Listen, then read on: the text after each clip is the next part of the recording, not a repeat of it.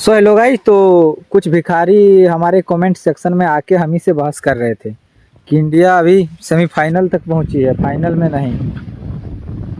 अरे यार, तुम लोग पहले कटोरा लेके जाओ तो कहीं तुम लोग को देखो कि कहीं रोटी मिल रहा है या आटा मिल रहा है।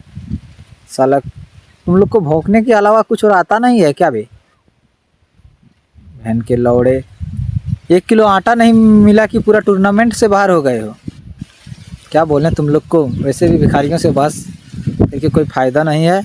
और इन भिखारियों को हम इतना ही कहना चाहते हैं कि इंडिया सेमीफाइनल में गई है और इंडिया 5 तारीख को फाइनल में भी जाएगी और 8 तारीख को ट्रॉफी भी उठाएगी। तुम देखते रहो और कटोरा लेके साइड में कहीं खड़ा रहना। इंडिया जीत की खुशी में तुमको एक आध रोटी मिल जाए तो खाने को मिलेगा, ठीक।